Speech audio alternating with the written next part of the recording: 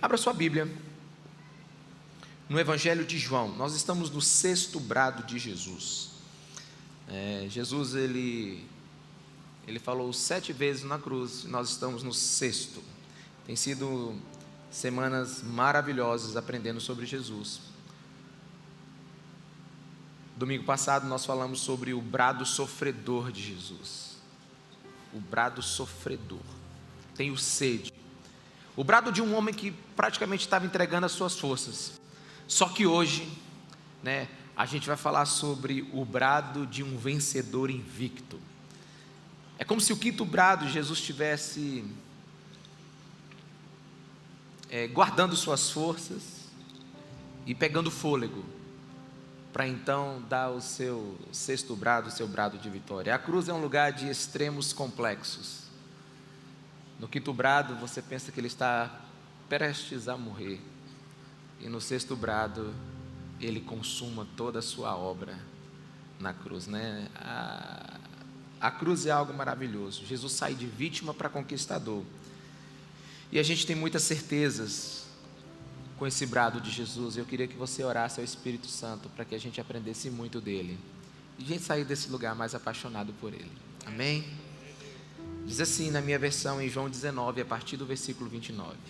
Estava ali uma vasilha cheia de vinagre. Então embebedaram uma esponja nela, colocaram a esponja na ponta de um caniço de sopo e ergueram até os lábios de Jesus. Tendo provado, Jesus disse: está consumado. Com isso curvou a sua cabeça e entregou o seu espírito. Está consumado. Senhor Jesus, eu quero te pedir, fala conosco. Fala conosco. Que hoje seja um dia da gente sair aqui mais conhecedor de quem Tu és. Espírito Santo de Deus, glorifica Jesus aqui nesse lugar, revelando Ele à sua igreja, em nome de Jesus, amém.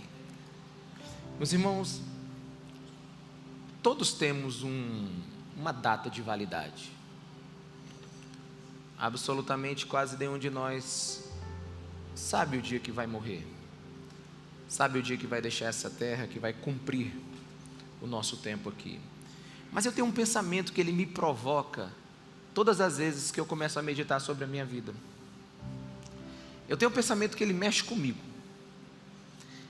E esse pensamento ele é mais ou menos assim: será que quando a morte chegar, eu terei terminado tudo o que Deus preparou nessa terra para mim? Será que eu vou cumprir tudo? Ou será que eu vou viver tudo o que Deus quer? Esse pensamento de vez em quando ele me aflige. E ele sempre me faz avaliar a minha vida. Por que eu falo isso? Porque a tendência humana é desistir cedo demais. A tendência humana é um livro pela metade. Quem nunca aqui? Um livro pela metade, A tendência humana é uma dieta abandonada. Quem nunca? Pois é. A tendência humana é uma fé que começou quente e depois esfria. A tendência humana é de um emprego para outro, muitas vezes. É uma faculdade iniciada e não terminada, ou nem iniciada. É um casamento que se consumiu com alguns anos. A tendência humana é a igreja começar a evangelística e depois parar. A gente tem mania de desistir cedo demais. E eu sempre me preocupei isso com a minha vida. Falei assim, eu quero cumprir. Só que para você terminar algo, você precisa ter um propósito. Você precisa ter algo forte dentro de você, para que te faça caminhar em meio às circunstâncias. E eu me lembrei de um filme que eu assisti há muito tempo atrás, chamado A Luta pela Esperança. Eu não sei se vocês assistiram. Não é um filme muito conhecido. É a história real de um boxeador, James Braddock. É um campeão de pesos pesados em 1928 nos Estados Unidos. Braddock estava lutando, ele quebrou a sua mão, ele já era um pouco já de idade, já maduro já para um lutador de boxe. Ele quebrou a sua mão. E ele passou muitas necessidades, porque não podia lutar. Naquele tempo o lutador não ganhava muito dinheiro. E a sua família passou fome. E naquele tempo se pagava também pelo aquecimento das casas. Então a sua família passou fome e frio. E Braddock passou 7 anos para se recuperar. Então em 1935 ele foi lutar. Na verdade não encontraram oponentes para um jovem boxeador chamado Max Bier. E chamaram Braddock. Vai lá, preenche o lugar dele. Ele ia ganhar o que ele não ganhou um ano inteiro. Então ele foi lutar, mesmo sem achar que estava em suas condições. E foi uma das lutas mais célebres, na verdade é um dos combates mais importantes da história do boxe. Porque verdadeiramente foi um Golias contra um Davi. Então Braddock começou a lutar e perguntaram para Braddock: rapaz, você acha que tem chance? Ele disse: não sei, mas vou lutar. E perguntaram: por que você vai lutar? Eu vou lutar por leite e por aquecimento na minha casa. Eu vou lutar por leite pelas minhas crianças e para que a gente não passe frio nesse inverno. E o cinema ele deu uma melhorada na história, né? O filme ele sempre dá aquela florida, faz aquele romance. E na luta, Braddock recebe um murro, um direito no queixo, tão forte que ele cai no chão, ele coloca as 2 mãos no chão. E então ele lembra dos seus filhos passando fome e passando frio. Ele balança sua cabeça, levanta e já levanta destruindo, né, o Bier. E ali foi uma das lutas mais célebres. Mas o que você tem por trás disso? Você tem por trás disso um motivo. O motivo que faz alguém continuar. E aqui nós estamos caminhando nos passos de Jesus. E os 2 últimos brados de Jesus são brados de uma pessoa que está completamente sendo vencida. Deus meu, por que me desamparaste? Tenho sede. Jesus está parecendo que ele está num momento de fraqueza. Mas agora pare e ouça, ele diz: está consumado. Ele não desiste. Ele tinha muitos motivos para desistir. A sua caminhada até aqui foi terrível. Mas ele tinha um motivo para não parar, que era a igreja, que ele queria ver reunida hoje por causa do seu sacrifício. Jesus tinha um motivo para não parar, que era a salvação do seu povo. Ele tinha um motivo para não parar, que era a própria obra que Deus confiou a ele. E Jesus, ele é o único que eu conheço que cumpriu 100% do seu chamado. Ele não precisou de mais tempo para pregar um sermão. Ele não precisou de mais tempo para fazer uma cura. Ele não precisou de mais tempo para multiplicar mais nem um pedaço de pão. Jesus morreu sem arrependimento. Por isso ele pode dizer essas palavras. Sim, ele terminou de uma forma trágica, mas morreu vazio. A sua alma tinha uma satisfação de dever cumprido por tudo aquilo que lhe foi confiado. Está consumado. É muito mais do que nós podemos expressar em palavras. Charles Spurgeon, o príncipe dos pregadores, um excelente pregador do século XIX, ele disse que para descrever essa palavra a gente precisaria ler a Bíblia toda novamente, porque está consumado é uma declaração que contém toda a obra salvífica de Deus, e significa completar, significa realizar.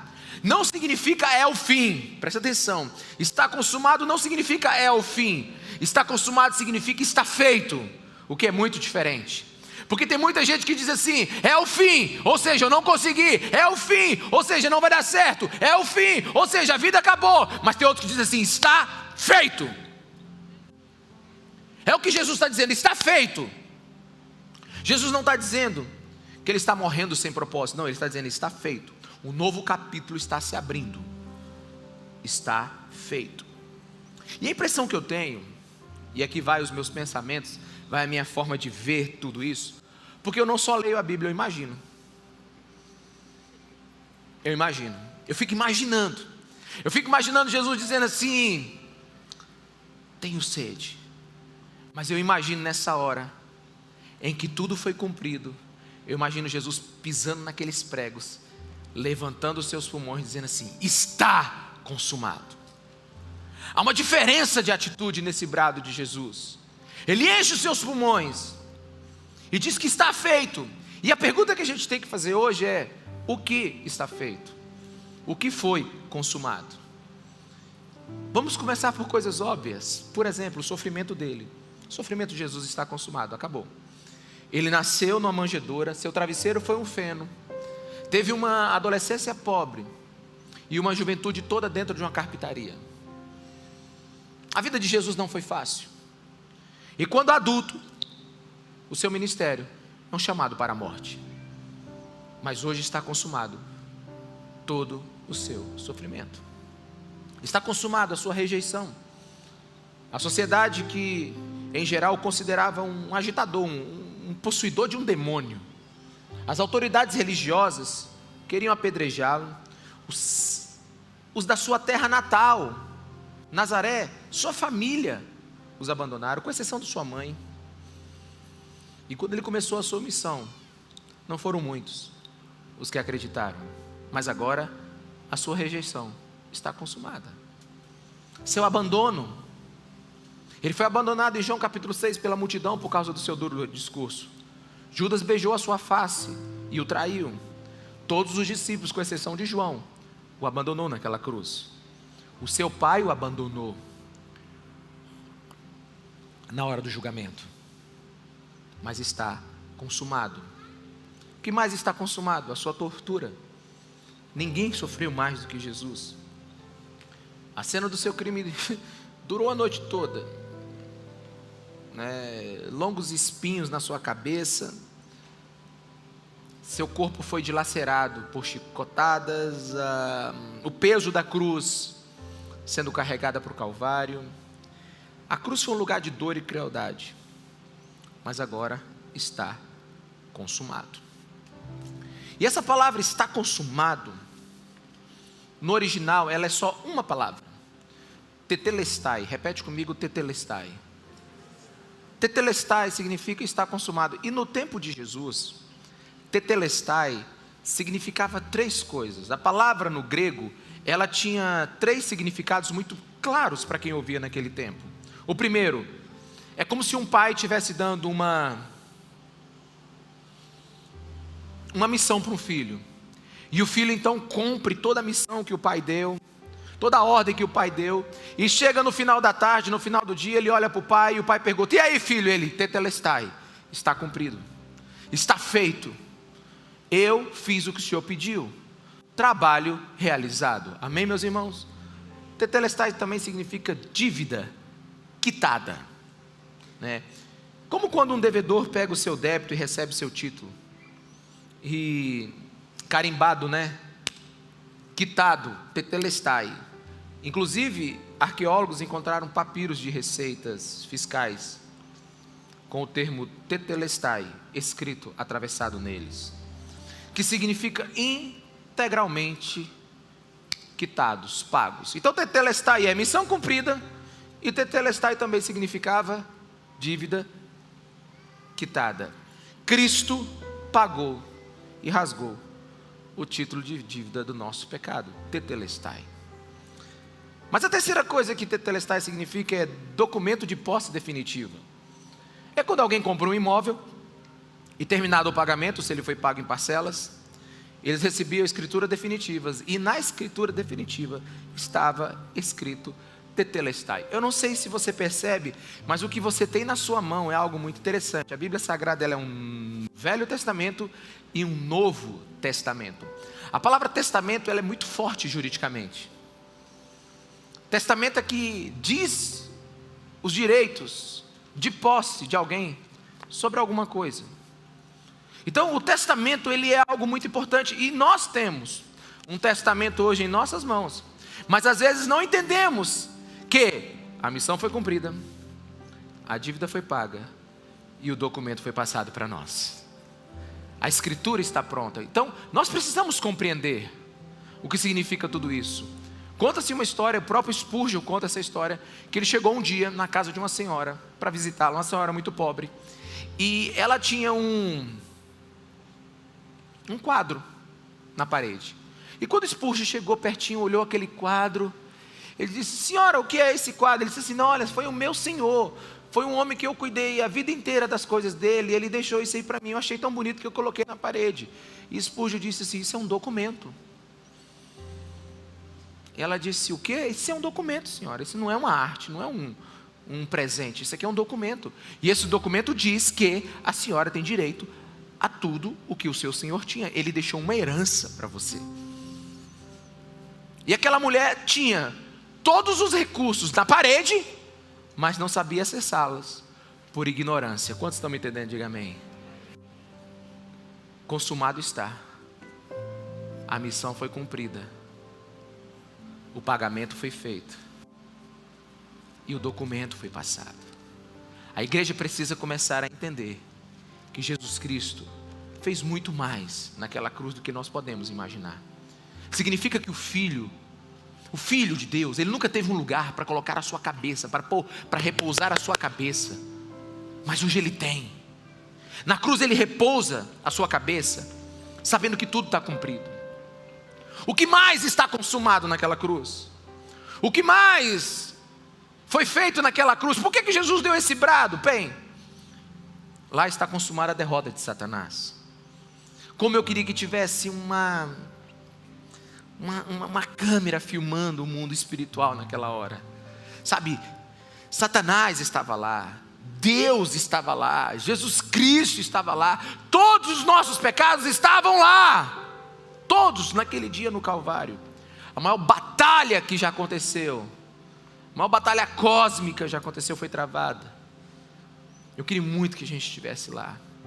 Mas o apóstolo Paulo, escrevendo aos Colossenses, capítulo 2, versículo 13, ele nos narra mais ou menos o que aconteceu lá. Ele diz o seguinte: quando vocês estavam mortos em pecados e na incircuncisão de sua carne, ou seja, nos nossos erros e na nossa religião, Deus vivificou vocês em Cristo.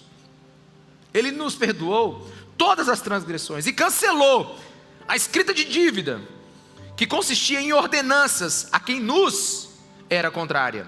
E ele a removeu, pregando-a na cruz, e tendo despojado os poderes e autoridades, fez deles um espetáculo público, triunfando sobre eles na cruz. Eu não sei como é que é a tua imaginação, mas a minha vai a 1000 aqui agora. Eu imagino Jesus dizendo assim: está consumado.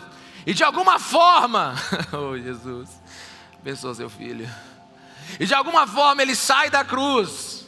Sabe aquele espírito dele sai na cruz, pega todo o escrito de dívida da humanidade e prega bem na ponta da cruz e diz assim: olha para cá, Satanás, tudo está quitado.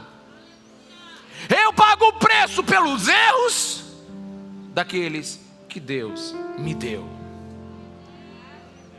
É isso que Paulo está vendo. É isso que Paulo está dizendo. Ele desapossou todos os tiranos espirituais do universo de sua autoridade e obrigou eles a marcharem humilhados, de joelhos, perante a cruz. É mais ou menos assim. Pega a tua lista de pecado aí, amigo. Eu sei que é grande, mas pega ela aí, tira ela e começa a ler um por um. Mentira, quitado, pago. Adultério, quitado. Aborto, quitado. Traição, quitada. Prostituição, quitado. Rebeldia, quitado. Em Jesus, tudo foi quitado. Tetelestai, está consumado. Lá, o diabo foi vencido. Mas tem alguns aqui que podem perguntar assim: pastor, mas parece que ele não está muito vencido não, que ele não para de atentar a gente, né? Ele não está muito vencido não, porque ele não para. Deixa eu te ensinar como é que eu aprendi isso. Satanás ainda nos persegue, apesar de ter sido derrubado. Satanás nos persegue, apesar de existir uma sentença contra ele. E eu aprendi uma vez com um teólogo que ele diz assim: o que aconteceu com Satanás geralmente é aquilo que acontece quando a gente vê o raio e ouve o trovão. Raio e trovão normalmente você não não vê e ouve na mesma hora. Quantos estão me entendendo? Diga amém. Pois é, primeiro você vê o raio e depois você vê o estrondo. O raio e o trovão aconteceram lá na cruz, mas primeiro aconteceu o raio. O estrondo vai acontecer agora na segunda vinda de Jesus. Já está decretado, é inequívoco. Satanás foi derrotado pela cruz de Cristo, está consumado. É por isso que Tiago, no capítulo 4, do versículo 7, ele diz assim: portanto, submetam-se a Deus, resistam ao diabo e ele fugirá de vós, por causa do sangue poderoso de Jesus Cristo de Nazaré. É por isso que Colossenses 1,13 está escrito: pois ele nos resgatou do domínio das trevas e nos transportou para o reino do seu Filho amado. É por isso que Hebreus capítulo 2, versículo 14 está escrito: portanto, visto que os filhos são pessoas de carne e sangue, ele também participou dessa condição humana, Jesus, para que, por sua morte, derrotasse aquele que tem o poder da morte, isto é, o diabo, e libertasse aqueles que durante toda a vida estivessem escravizados pelo medo da morte. Está consumado. Na cruz, nós somos mais do que vitoriosos. E o que mais está consumado? Tetelestai, e a dívida foi paga, ou seja, Deus concordou com o sacrifício de Jesus Cristo, e agora nada mais pode nos separar do amor de Deus, nem altura, nem profundidade, nem distância, nem guerras, nem tristezas, nem temores, nada pode nos separar do amor de Deus. Tudo está consumado. E quando a igreja entender isso, ela vai parar de ter medo de que Deus não gosta dela. Porque tem muito cristão que não entendeu que está consumado, e por isso vive uma vida de pouca fé. Vive uma vida na fé que tem, quando deveria viver uma fé na que Cristo viveu. Quantos me entendem? Diga amém. Tem gente que tem uma fé tão superficial porque só fica olhando para si mesmo. Mas a gente só cresce na fé vendo que está tudo consumado. É por isso que semana que vem, quando a gente for falar sobre o último brado de Jesus, que ele entrega o Espírito para Deus, a Bíblia diz que depois desse brado, o véu do templo se rasgou, de cima a baixo. Deus aceitou o sacrifício. Eu não sei se você consegue perceber, mas naquele tempo era o povo de um lado, o sacerdote no meio e Deus do outro. Não havia uma congregação como nós temos hoje aqui. Naquele tempo, alguém falava de você para Deus, e Deus falava para alguém, para depois falar para você. Mas aí, com esse sacrifício pronto, acabado, tetelestai, consumado, a Bíblia diz que o véu do templo se rasgou de cima para baixo. Eu acho maravilhosa a descrição bíblica, porque não foi o homem tentando chegar a Deus, foi Deus dizendo: acabou todo impedimento agora. Vocês podem falar comigo por causa do sacrifício de Jesus. E deixa eu te dizer, está faltando ousadia na igreja hoje. E você sabe por que está faltando ousadia na igreja? Porque ela não conhece a palavra que vive, ela não sabe o testamento que tem, ela não sabe o que significa tetelestai. Porque a palavra de Deus, o escritor de Hebreus, em Hebreus 10, 19, diz assim: tende pois, irmãos, ou seja, tende pois, igreja, tende pois, nova aliança e esperança, intrepidez para entrar nos santos dos santos, pelo sangue de Jesus, pelo novo e vivo caminho que Ele nos consagrou pelo véu, isto é, pela sua carne. Na medida que a carne de Jesus ia sendo, rasgada por aqueles chicotes, o véu do templo também estava sendo rasgado. Na medida que Ele ia morrendo naquela cruz, todo impedimento estava sendo aniquilado. E eu preciso te dizer uma coisa: tem muita gente que tem uma falsa humildade espiritual. Pastor, ora o Senhor, né? Não, deixa eu te falar.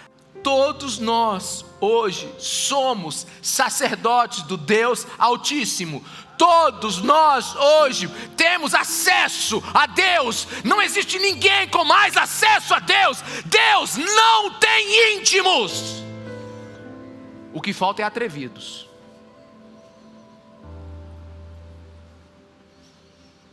É mais ou menos assim. Você sabe o que esse texto está dizendo? Está mandando você entrar no Santo dos Santos. É mais ou menos assim. Você que tem filho deve entender muito bem o que eu estou falando. É lá para as 11 horas da noite, você um dia cansado, aí o teu filho entra na porta parecendo que ele está quebrando tudo, pá, no quarto. E aí, pai? Aí você diz assim, você acorda assim, o que foi, filho? Ele diz, não, pai, eu só entrei. Desculpa, Senhor, se a analogia é tão ruim. Mas é isso. Tende intrepidez para entrar nos santos dos santos. Tem gente que fica com essa falsa humildade. Deixa eu te falar, não entrar nos santos dos santos pelo nome de Jesus não é falta de humildade. É incredulidade, porque você não está acreditando no tetelestai. Quantos estão me entendendo? Diga amém. Então, não entrar nos santos dos santos hoje não é humildade, é incredulidade. Nós somos uma igreja de sacerdotes. Olha para o seu lado aí. É um sacerdote do Deus Altíssimo. Pastor, ora aqui abençoando o meu carro. Ora você mesmo, meu amigo. Aleluia. Quando você tiver o seu filho, pega ele mesmo, lá, acabou de sair da barriga da mãe, levanta ele, eu consagro a ti, Senhor, como sacerdote do Deus Altíssimo. Ok, quer consagrar na igreja? A gente faz isso. Faz bem para a sua fé? Tudo bem. Mas espera aí, acabou a codependência para falar com Deus. Não tem mais sacerdote entre você e Deus. Sabe, é 5G mais agora, diante do Altíssimo.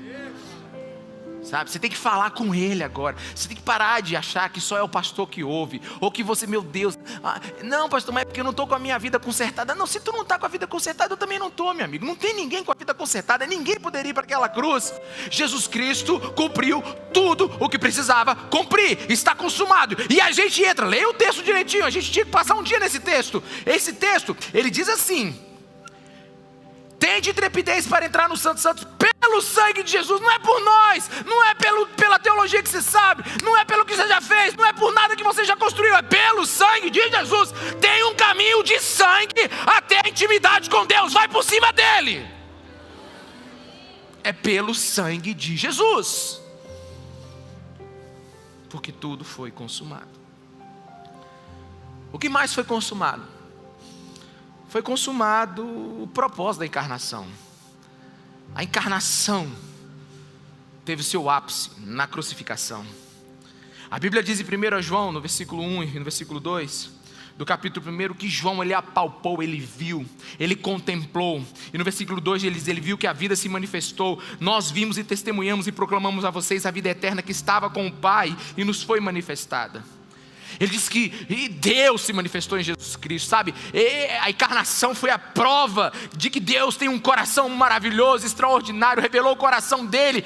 Jesus Cristo, o homem, revelou o caráter do nosso Deus. O motivo pelo qual ele deixou a glória celeste e tomou o nosso lugar como homem. O motivo dos seus 33 anos como homem foi consumado. A meta da encarnação é atingida. O plano de Deus é levado a cabo completamente. Sabe, Jesus Cristo fez tudo o que precisava fazer. Ele sofreu tudo o que precisava sofrer. Ele passou por tudo o que precisava passar. Ele cumpriu tudo o que Deus Pai decidiu. Cada tentação ele resistiu. Jesus Cristo tinha hormônio. Jesus Cristo tinha temperamento. Jesus Cristo tinha tudo o que nós tínhamos. Ele tinha todo o nosso potencial de errar. Mas ele cumpriu tudo para que naquela cruz nós fôssemos salvos. Ele foi um homem sofredor, um servo sofredor. E deixa eu te dizer, mas acabou. Acabou. O servo sofredor acabou aqui.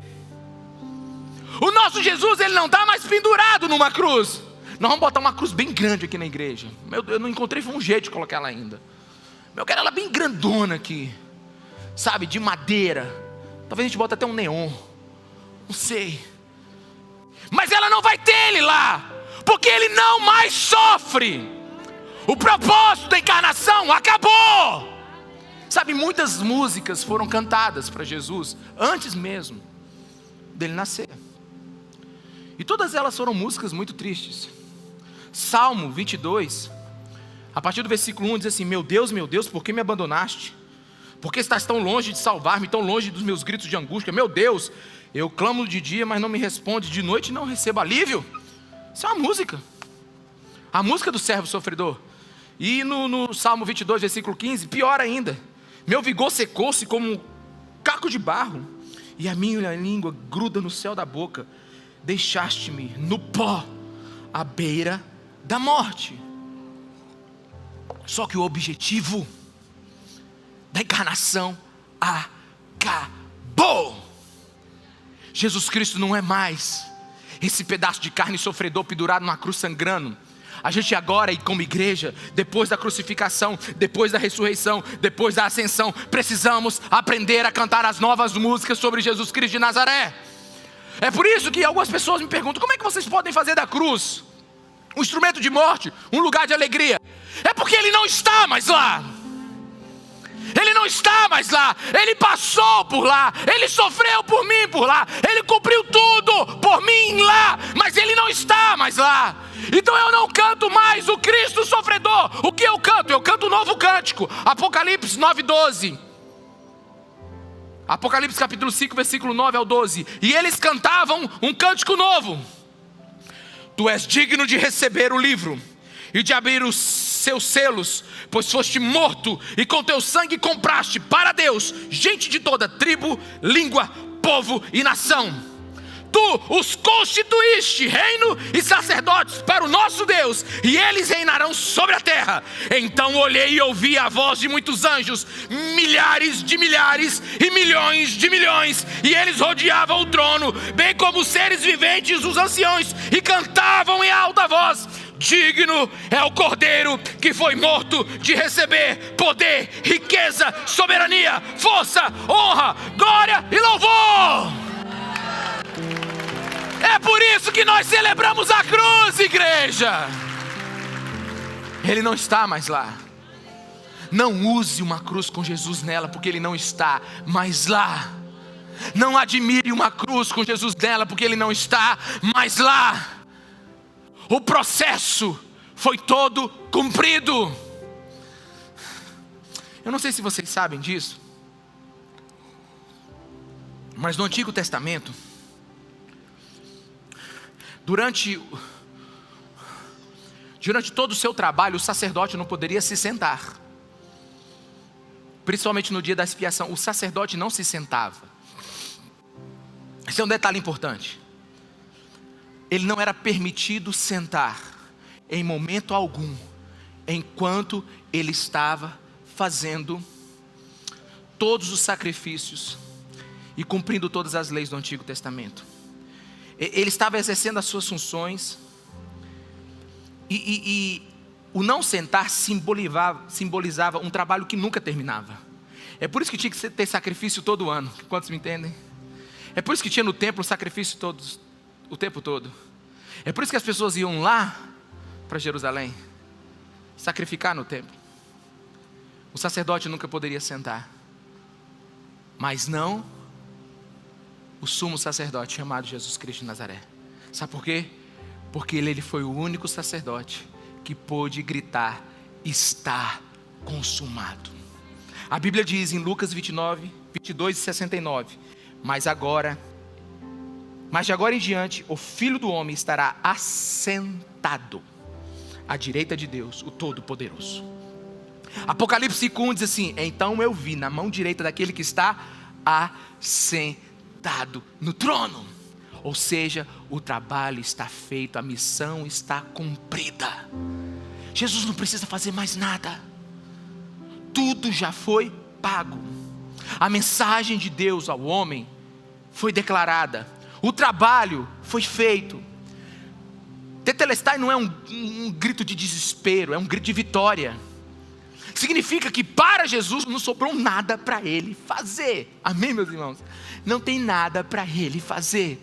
A igreja hoje precisa aprender a celebrar o que Cristo fez. A igreja precisa hoje começar a dar glória e aleluia por tudo aquilo que aconteceu na cruz. O seu corpo foi inutilizado, a sua decência foi retirada. Nada lhe sobrou, apenas a morte. Ele fez tudo. E para os mais românticos, sabe, e mais assim, imaginativos, contemplativos, deixa eu te dizer, a última música foi cantada, a última gota de sangue foi derramada, e o maior brado de vitória daquele que perseverou até o fim foi dado.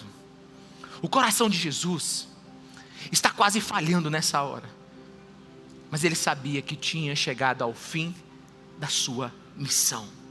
Enquanto sua boca ardia de sequidão, a sua alma estava aliviada, porque ele foi aprovado no tribunal divino. Está tudo consumado. É uma declaração rompante de fé para a igreja nesse tempo. Os propósitos de Deus todos foram concretizados. Deixa eu te falar uma coisa, e talvez uma das coisas que mais me emocionou estudando sobre esse texto.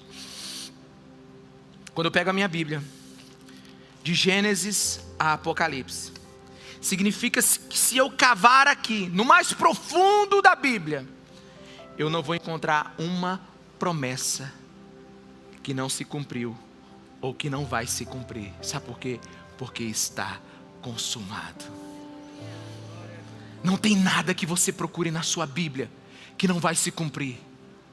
Não tem nada que você encontre na sua Bíblia que não vai ser realizado. Por quê? Porque tudo está consumado. João 17, versículo 3 diz assim: esta é a vida eterna, que te conheça, o único Deus verdadeiro, e a Jesus Cristo a quem enviaste.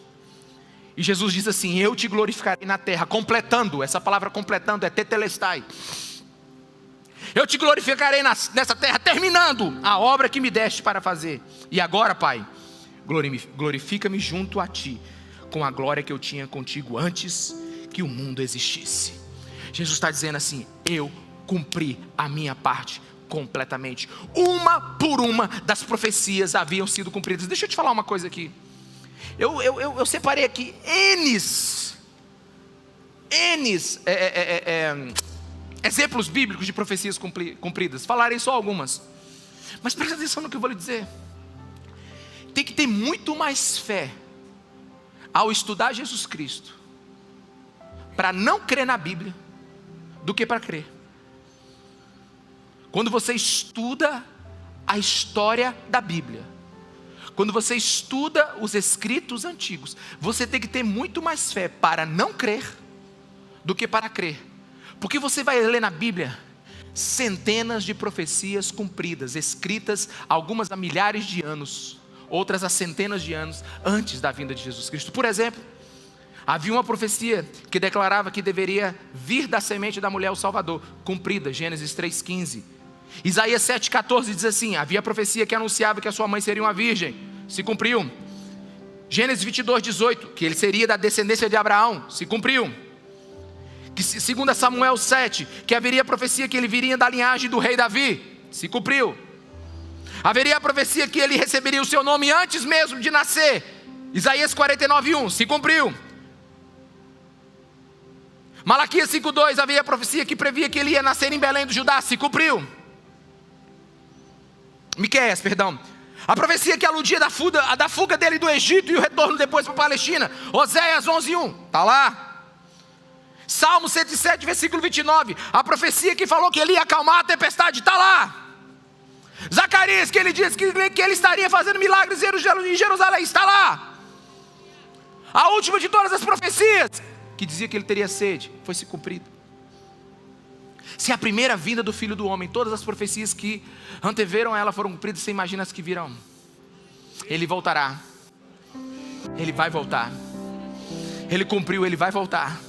Ele vai voltar em glória, ele vai pegar a sua igreja, ele vai nos resgatar. A gente vai viver a Nova Jerusalém. Eu não sei como é que vai ser esse negócio, sabe? Eu não tenho ideia de como vai ser isso, se é lá no céu, se é na terra, se é aqui, se ele vai restaurar o Éden aqui. Mas eu quero te dizer, se todas foram cumpridas até agora, por causa desse grito, todas serão cumpridas daqui para frente. Não tem uma profecia que se não cabe na palavra de Deus que ela não vai se cumprir. Meu Deus, e tem coisa que não dá para explicar para a mente humana. Eu falei: Jesus, tem coisa aqui que eu não consigo explicar. Tem coisa aqui que eu não sei falar.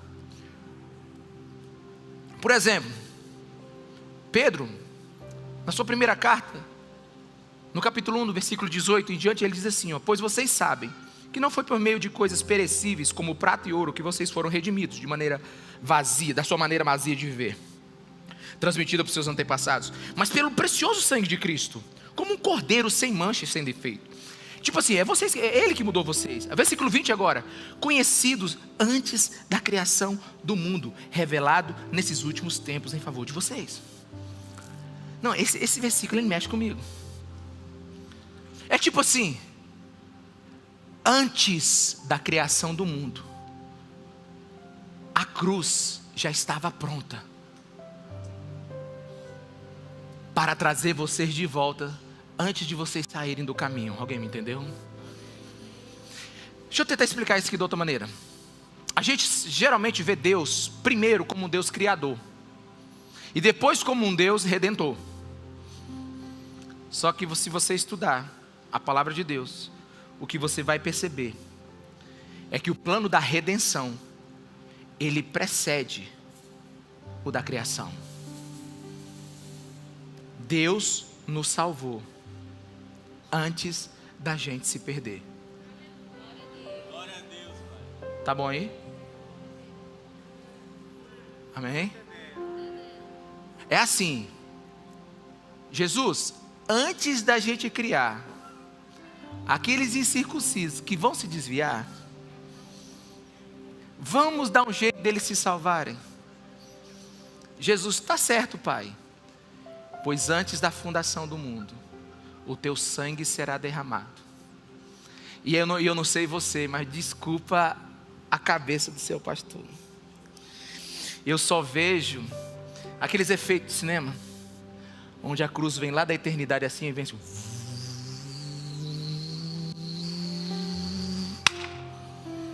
e é revelado lá no Calvário. Aquele Cristo morto ali, aquele homem ensanguentado ali, é o Cordeiro que foi morto antes da fundação do mundo. Sabe, esse é maravilhoso demais.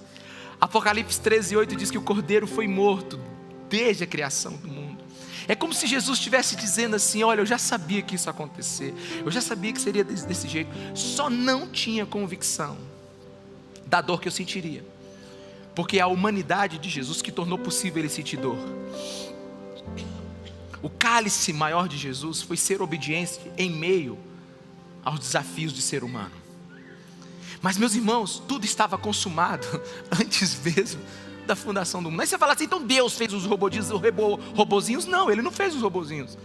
Ele só sabia que Ele estava te criando com liberdade, inclusive de ficar sem Ele, como aconteceu no Éden. Mas Ele te deu a possibilidade de ter a liberdade agora de escolher Ele, por causa da cruz do Filho dele. Deus sempre nos fazendo a sua imagem e semelhança, nos dando liberdade para escolher o nosso destino. Então sabe o que aconteceu na cruz? Na cruz, toda a raça de Adão foi para lá. Na cruz, como nós lemos, todos os principados e potestades estavam lá.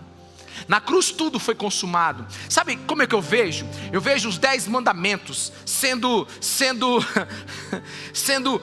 buscado pelos anjos, sabe, no meio das areias e das pedras, e arrancando eles lá e colocando ele lá, porque nós não podíamos cumprir, mas Jesus cumpriu. Eu vejo todas as leis, todas as cerimônias saindo de dentro da religião judia e vindo para a cruz. Eu vejo o próprio templo sendo transportado lá de Jerusalém e indo para o Calvário, porque na cruz tudo foi cumprido. Porque na cruz é o fim dos símbolos, é o fim das imagens, é o fim das sombras. Tem muita coisa que foi crucificada naquele dia.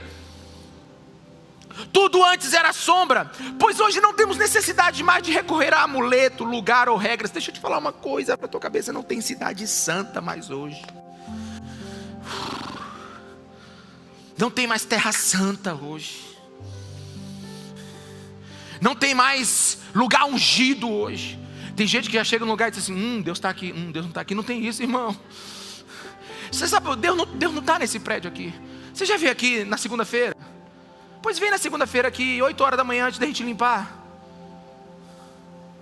Vazio, sem nada, sem vida.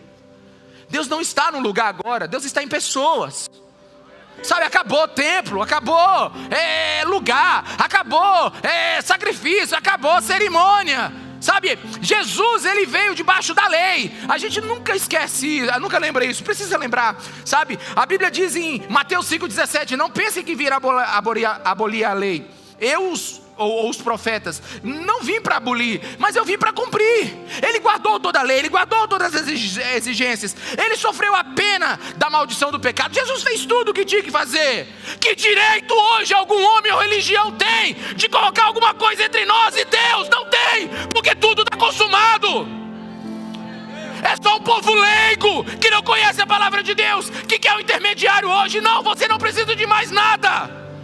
Não precisa de qualquer remendo, não precisa de qualquer acréscimo. Acabou a religião de edifícios, acabou a religião de prédios, acabou formas, acabou cerimônias. A lei foi cumprida, os profetas foram cumpridos. Tetelestai, você tem acesso a Deus agora. Você tem acesso a Deus agora. Para de ser religioso achando que você pode completar o sacrifício de Jesus. Deus que fala assim: vacilei demais essa semana, vou ler 2 versículos da Bíblia a mais, vou cantar 5 hinos. Para de tentar melhorar o que está consumado. Faltando na igreja domingo, meu Deus do céu, eu vou no 2 cultos domingo que vem.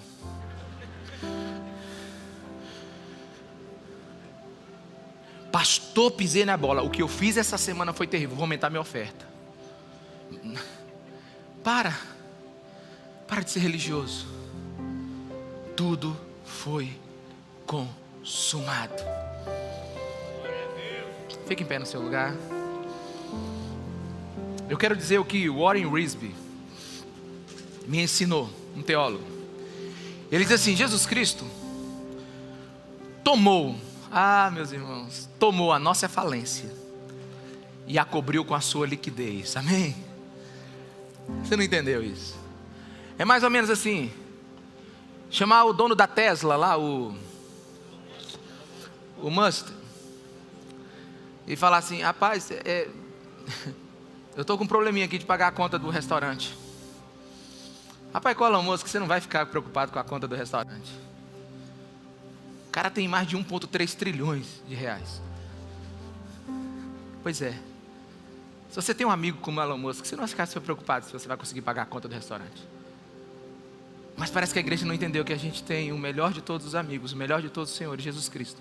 E por causa da liquidez dele, todos os nossos pecados foram perdoados. Tem uma coisa difícil, mas eu vou dizer. Depois, se você não entendeu, você vai orar. Não, você pode me procurar.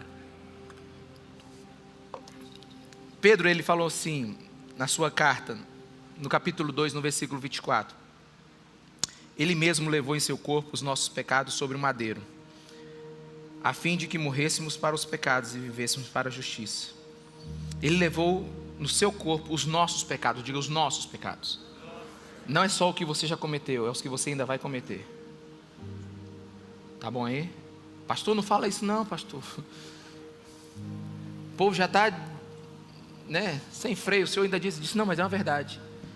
Quem lembra do dia em que você foi cheio do Espírito Santo? Ou no dia que Jesus falou com você? Ou no dia que você falou assim, Deus realmente está aqui nesse lugar? Quem lembra? Levanta a mão aí. Aquela experiência poderosa. Levanta a mão aí, amém? Aleluia. Pois é. Ele já sabia qual é o dia que você iria pecar. E naquele dia Ele presenteou você com a presença dEle. Como é que isso é possível? Sabe por quê? Porque os pecados eu cometo, eles estão em mim, mas por causa do sacrifício na cruz, eles estão sobre Jesus. Em é diferente de sobre. Eu cometo os pecados, mas eles caem sobre Jesus Cristo naquela cruz. É por isso que muito bem diz um teólogo, que toda vez que você peca, é como se você colocasse Jesus de volta lá na cruz, para perdoar os seus pecados. Toda vez que você peca, você devolve Cristo para a cruz, para perdoar os seus pecados. Em tese não é isso. Em tese é: o seu pecado está sobre Jesus Cristo de Nazaré. Sobre ele.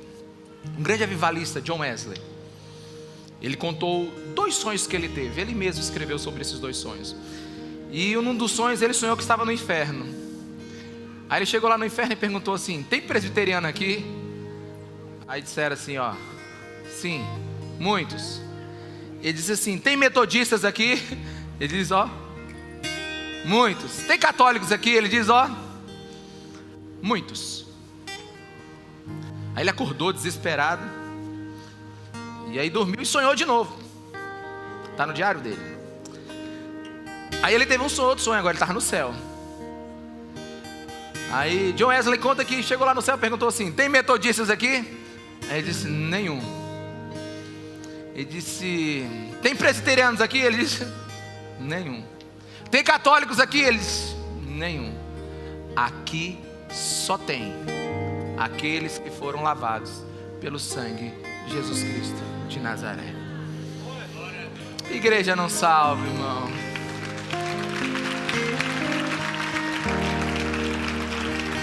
Ritual não salva. Você não é salvo porque quer.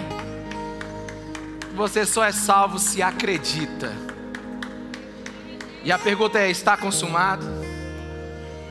Você acredita que está consumado? Eu vou contar uma coisa agora que vai assustar meu pai e minha mãe. Eles estão nesse culto aqui. Eu lembrei que ia assustar eles. Eles não sabem disso não. Eu lembrei ontem de um dia que eu quase morri. Eu tinha mais ou menos uns 8 anos de idade.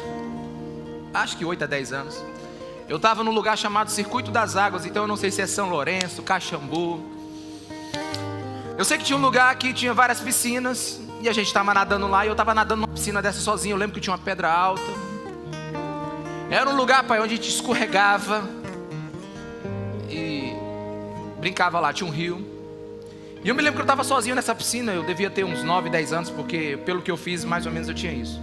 E eu vi uma criança caindo nessa piscina. Na verdade, ela caiu atrás de mim. Ela era muito pequenininha, talvez uns 3 anos. E essa criança, ela começou a se debater e a afundar. A única reação que eu tive foi tentar salvá-la. E eu fui lá embaixo, mas eu me lembro que ela me chutava, porque ela tentava se salvar, e eu tentava levantar ela, e eu não sabia técnicas de salvamento. Eu sei que eu estava quase sem fôlego, tentando empurrar essa criança para cima. Eu lembro que eu encostei ela ainda na beirada da piscina, mas eu comecei a desfalecer, empurrando ela para a piscina, para fora da piscina. Eu lembro que meu pé não batia no fundo, e eu estava desesperado, sem ar. Então um homem chegou e me pegou, e pegou a criança, e a gente foi salva. Provavelmente naquele dia, ou eu ia desistir de salvar aquela criança, ou eu ia morrer. Aquele homem chegou e salvou a gente. Aí, eu lembrei disso. E quando eu lembrei disso ontem, eu não sei porque eu lembrei, eu devo estar lembrado para contar isso para você hoje. Eu fui estudar como é que se salva uma pessoa agora, que está morrendo afogada. Eu fui lá consultar a regra do salva-vidas. Vai que nunca mais. A gente lembrou uma coisa, tem que aprender, né? Então, a regra do salva-vidas diz o seguinte: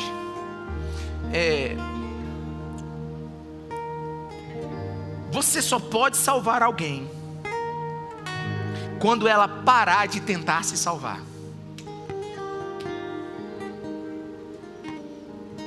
E quando ela tentar se salvar e ela não consegue, ela vai matar ela mesma e provavelmente você.